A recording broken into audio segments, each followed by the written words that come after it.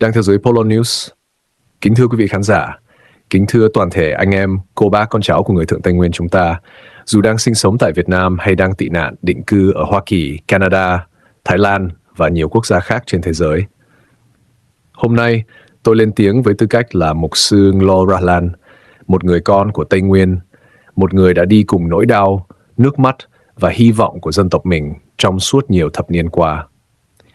Tôi phát biểu không phải để công kích cá nhân nào, không phải để gây chia rẽ, mà để nói lên sự thật, kêu gọi lương tâm và đánh thức trách nhiệm của tất cả chúng ta. Trước hết, tôi xin được nói với anh em con cháu người Thượng Tây Nguyên, chúng ta là một dân tộc đã chịu quá nhiều mất mát.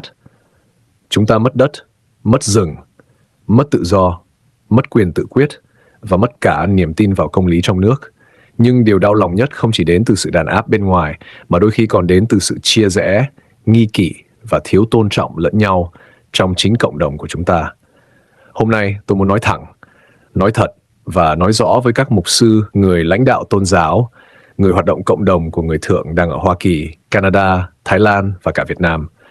Dù chúng ta ở đâu, dù chúng ta mang quốc tịch gì, thì gốc rễ của chúng ta vẫn là Tây Nguyên, vẫn là buôn làng, là cha mẹ, anh em, con cháu, đang sống trong hoàn cảnh bị kiểm soát và áp bức. Điều thứ nhất, tôi muốn kêu gọi là chúng ta phải đoàn kết lại với nhau, tôn trọng lẫn nhau và xin lỗi lẫn nhau nếu đã từng làm tổn thương nhau. Đoàn kết không có nghĩa là ai cũng giống ai. Tôn trọng không có nghĩa là phải đồng ý tất cả. Nhưng đoàn kết là không bán rẻ anh em mình, không dùng danh nghĩa tôn giáo hay chức vụ để chà đạp nhau và không vì quyền lợi cá nhân mà quay lưng với dân tộc. Tôi nói điều này với tất cả sự đau lòng, nhưng cũng rất thẳng thắn. Nếu trong cộng đồng người Thượng, chúng ta có những người đang hoặc đã làm việc cho Đảng Cộng sản Việt Nam để kiểm soát, theo dõi, chia rẽ anh em mình, thì tôi xin kêu gọi, hãy dừng lại, hãy suy nghĩ lại. Hãy nhìn về con cháu của mình ở Tây Nguyên. Nhiều năm qua đã có những người tự cho mình là cấp cao, là có quan hệ, là đi được con đường quốc tế. Nhưng xin hỏi, con cháu ở Tây Nguyên được gì? Người dân có bớt bị bắt không? Nhà thờ có được tự do không? Người tị nạn có được bảo vệ không? Nếu câu trả lời là không, thì chúng ta phải đủ can đảm để thừa nhận rằng con đường đó là sai. Không ai trong chúng ta tài giỏi hơn cả một dân tộc. Không ai được quyền nhân danh ổn định, hòa giải hay hợp tác để hy sinh tương lai của người Thượng Tây Nguyên. Tôi nói rõ, con đường đúng đắn không phải là cúi đầu trước bất công, mà là đi theo luật pháp quốc tế, nhân quyền quốc tế và tiếng nói của sự thật. Điều thứ hai tôi muốn khẳng định là chúng ta phải nói lên tiếng nói của mình một cách rõ ràng, minh bạch và phù hợp với luật pháp quốc tế. Từ các cuộc biểu tình lớn tại Tây Nguyên vào năm 2011, rồi sau đó là những năm tiếp theo, người Thượng đã bị đàn áp nặng nề. Hàng ngàn người bị bắt, bị giam giữ, bị ép bỏ đảo, bị mất đất và bị buộc phải im lặng. Nhưng tôi xin nói rõ với quý vị, tôi chưa bao giờ từ bỏ người dân của mình. Dù bị vu khống, dù bị đe dọa, dù bị cản trở, tôi vẫn tiếp tục giúp đỡ người Thượng bằng con đường hòa bình, bằng tiếng nói pháp lý, bằng việc tiếp xúc với các tổ chức quốc tế, các tổ chức nhân quyền, các chính phủ dân chủ và Liên Hiệp Quốc. Chúng ta không chống lại người dân Việt Nam, chúng ta không kêu gọi bạo lực. Chúng ta chỉ yêu cầu những quyền căn bản mà luật pháp quốc tế đã công nhận, quyền tự do tôn giáo, quyền không bị tra tấn, bắt bớ tùy tiện, quyền của dân tộc bản địa, quyền được bảo vệ khi xin tị nạn. Nếu chúng ta im lặng thì ai sẽ nói cho con cháu chúng ta? Nếu chúng ta sợ hãi thì ai sẽ đứng lên? Tôi cũng muốn gửi lời nhắn đến các mục sư, người Thượng ở hải ngoại. Anh em được học hành, được tự do, được đứng trên bục giảng mà không bị công an theo dõi. Đó là ân phước, nhưng cũng là trách nhiệm. Trách nhiệm đó không phải để khoe danh, khoe chức, mà để bảo vệ những người không có tiếng nói. Xin đừng dùng kinh thánh để che đậy bất công. Xin đừng dùng tôn giáo để làm bình phong cho chính trị. Và xin đừng quên rằng Chúa đứng về phía người bị áp bức, chứ không đứng về quyền lực đàn áp. Cộng đồng quốc tế đang theo dõi Polo News hôm nay, tôi xin nói rõ, người Thượng Tây Nguyên không xin đặc quyền. Chúng tôi chỉ xin được đối xử như con người. Chúng tôi kêu gọi các tổ chức quốc tế, hãy theo dõi sát tình hình Tây Nguyên, hãy lắng nghe lời chứng của nạn nhân, và hãy yêu cầu chính quyền Việt Nam chấm dứt việc đàn áp tôn giáo và dân tộc. Cuối cùng, tôi muốn nói với anh em con cháu người Thượng Tây Nguyên, dù con đường phía trước còn dài, Dù thử thách còn nhiều, chúng ta không đơn độc. Sự thật có thể bị bóp méo, nhưng không thể bị xóa bỏ. Công lý có thể đến chậm, nhưng sẽ đến nếu chúng ta không bỏ cuộc. Tôi, Mục sư Nglo Rahlan, xin cam kết tiếp tục đồng hành cùng dân tộc mình, tiếp tục lên tiếng trong khuôn khổ hòa bình và luật pháp quốc tế, cho đến khi người Thượng Tây Nguyên được sống trong tự do, phẩm giá và hy vọng. Nhiều năm qua, người ta thường nói rằng Đảng Cộng sản Việt Nam ở miền Nam hay miền Bắc cũng là một thịt một nhà. Họ có thể khác cách nói, khác cách làm, khác bộ mặt trước công chúng, nhưng bản chất thì không thay đổi. Giống như câu nói quen thuộc, mèo trắng hay mèo đen thì cũng vẫn ăn thịt chuột. Dù mang màu sắc nào, hình thức nào, thì mục tiêu cuối cùng vẫn là kiểm soát, cai trị và bảo vệ quyền lực của họ, chứ không phải bảo vệ quyền lợi của người dân yếu thế. Vì vậy, tôi xin lên tiếng kêu gọi anh em, con cháu của chúng ta, hãy dừng lại và suy nghĩ cho thật kỹ. Đừng để những lời hứa hẹn, chức danh, quyền lợi nhỏ bé hay sự an toàn tạm thời làm mờ mắt. Làm việc cho Đảng Cộng sản Việt Nam, dù trực tiếp hay gián tiếp, dù trong nước hay ở hải ngoại, cuối cùng cũng chỉ góp phần kéo dài nỗi đau của chính đồng bào mình. Nhiều người tự an ủi rằng, tôi chỉ làm việc nhỏ thôi, tôi chỉ hợp tác để yên thân, hay tôi làm vậy để giúp dân. Nhưng thực tế đã chứng minh rằng bộ máy này không thay đổi vì thiện chí cá nhân, mà chỉ lợi dụng con người để phục vụ cho mục tiêu của họ. Khi cần họ dùng, khi không cần họ bỏ.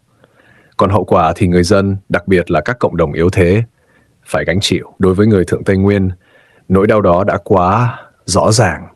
Đất đai bị lấy đi, tôn giáo bị kiểm soát, tiếng nói bị bóp nghẹt và tương lai của con cháu bị đặt trong vòng bất định. Trong hoàn cảnh ấy, nếu chính anh em chúng ta lại tiếp tay, dù vô tình hay cố ý, thì đó là một nỗi đau gấp đôi. Đau vì bị đàn áp từ bên ngoài và đau vì bị tổn thương từ bên trong. Tôi không kêu gọi hận thù, cũng không kêu gọi đối đầu. Tôi chỉ kêu gọi lương tâm và trách nhiệm. Mỗi người hãy tự hỏi, việc mình đang làm có thực sự giúp dân mình được tự do hơn không? Hay chỉ giúp bộ máy đàn áp tồn tại lâu hơn? Con cháu chúng ta sau này sẽ nhớ đến chúng ta như người đã im lặng hay người đã dám nói không với bất công. Hãy dừng lại. Hãy đừng làm việc cho Đảng Cộng sản Việt Nam dưới bất kỳ hình thức nào gây hại cho đồng bào mình. Hãy chọn đứng về phía sự thật, phẩm giá và tương lai của con cháu chúng ta. Bởi vì mèo trắng hay mèo đen thì cũng vẫn ăn thịt chuột, và đã đến lúc chúng ta không còn là con mồi nữa. Tiếng nói của người Thường Tây Nguyên về tự do tôn giáo, nhân quyền và quyền dân tộc. Từ sau năm 1975 cho đến nay, người Thượng Tây Nguyên chúng tôi đã và đang phải sống trong một hoàn cảnh đầy đau khổ, bất công và sợ hãi. Những gì đang diễn ra tại Tây Nguyên không chỉ là vấn đề kinh tế hay quản lý hành chính, mà là một cuộc khủng hoảng nghiêm trọng về nhân quyền, tự do tôn giáo và quyền tồn tại của một cộng đồng dân tộc bản địa. Chúng tôi lên tiếng không phải để gây hận thù, mà để nói lên sự thật. Một sự thật đã bị che giấu quá lâu. Trước hết, chúng tôi tố cáo việc Đảng Cộng sản Việt Nam lợi dụng tôn giáo để kiểm soát và chiếm đoạt người Thượng Tây Nguyên. Nhà nước không thực sự tôn trọng tự do tín ngưỡng, mà chỉ cho phép những hoạt động tôn giáo nào phục vụ cho mục tiêu chính trị của họ. Nhiều mục sư, truyền đạo, nhà thờ bị ép buộc phải hợp tác với chính quyền, trở thành công cụ kiểm soát tín đồ. Những ai không chấp nhận sự can thiệp này thì bị gắn mác phản động, chia rẽ dân tộc, lợi dụng tôn giáo và phải đối mặt với đàn áp, sách nhiễu, bắt bớ. Người Thượng Tây Nguyên chúng tôi sống trong nỗi sợ hãi thường trực. Chúng tôi bị ép buộc, từ bỏ đức tin độc lập, bị theo dõi, bị gọi lên làm việc, bị kiểm soát sinh hoạt tôn giáo ngay trong chính buôn làng của mình. Nhiều gia đình bị chia cắt, nhiều người bị bắt giam không xét xử công bằng. Không ít người đã mất niềm tin vào công lý trong nước, buộc phải bỏ trốn sang Campuchia và Thái Lan để tìm đường sống. Tuy nhiên, bi kịch không dừng lại ở đó. Khi người Thượng chạy trốn sang các nước láng giềng để xin tị nạn, chính quyền Việt Nam tiếp tục gây áp lực, phối hợp với một số cơ quan tại Campuchia và Thái Lan để truy tìm, bắt giữ và cưỡng bức hồi hương người tị nạn. Nhiều người sau khi bị trả về Việt Nam đã biến mất, bị giam giữ, bị đánh đập hoặc chịu những hình phạt nặng nề. Điều này vi phạm nghiêm trọng Công ước Quốc tế về người tị nạn và Luật Nhân quyền Quốc tế. Chúng tôi khẳng định rõ ràng rằng người Thượng Tây Nguyên không phải là người Kinh. Chúng tôi là những dân tộc bản địa của Tây Nguyên, có lịch sử, văn hóa, ngôn ngữ, phong tục và tín ngưỡng riêng. Chúng tôi đã sinh sống trên mảnh đất này từ hàng trăm, hàng ngàn năm trước khi nhà nước Việt Nam hiện đại hình thành. Việc đồng hóa cưỡng bức, phủ nhận, bản sắc và gọi chúng tôi bằng những danh xưng không đúng là một hình thức xóa bỏ căn tính dân tộc. Một thực tế đau lòng khác là sự di dân ồ ạt của người Kinh lên Tây Nguyên. Chúng tôi không được hỏi ý kiến, không có giấy mời, không có sự đồng thuận của người bản địa. Đất đai của người Thượng bị thu hồi, rừng bị tàn phá, nghĩa địa tổ tiên bị xâm phạm. Trong khi đó, người Thượng lại bị đẩy ra vùng sâu, vùng xa, thiếu đất sản xuất, thiếu giáo dục, thiếu y tế và không có tiếng nói trong các quyết định liên quan đến tương lai của chính mình. Từ năm 1975 đến nay, Việt Nam đã không tôn trọng, không nuôi dưỡng, không bảo vệ và không trao tự do thực sự cho người Thượng Tây Nguyên. Các chính sách được tuyên bố là phát triển, nhưng trên thực tế lại làm ngang nghèo đói, bất bình đẳng và sự phụ thuộc. Người Thượng không được quyền tự quyết, không được quyền tự do tổ chức tôn giáo độc lập, không được quyền nói lên tiếng nói của mình mà không sợ bị trừng phạt. Chúng tôi không chống lại người dân Việt Nam. Chúng tôi không kêu gọi bạo lực hay thù hằn. Chúng tôi chỉ yêu cầu sự công bằng, tôn trọng và đối thoại thật sự. Một quốc gia muốn được thế giới tôn trọng thì phải tôn trọng chính những cộng đồng yếu thế trong lòng mình. Không thể nhân danh ổn định chính trị để chà đạp nhân quyền. Không thể nhân danh đoàn kết dân tộc để xóa bỏ bản sắc của các dân tộc thiểu số. Tôi, Ralanglo, là người Thượng Tây Nguyên và hiện là chủ tịch của United Montagnards Organization, UMO. Với trách nhiệm và lương tâm của mình, tôi tuyên bố sẽ trình bày các báo cáo chi tiết lên cộng đồng quốc tế, các tổ chức nhân quyền, các chính phủ dân chủ và Liên Hiệp Quốc về những gì đang xảy ra tại Tây Nguyên. Những báo cáo này không phải là lời bịa đặt, mà là tiếng kêu của hàng ngàn người Thượng đã và đang bị đàn áp, bị mất đất, mất tự do và mất cả tương lai. Chúng tôi kêu gọi cộng đồng quốc tế hãy lắng nghe, hãy điều tra độc lập và hãy gây áp lực lên chính quyền Việt Nam để chấm dứt các hành vi vi phạm nhân quyền.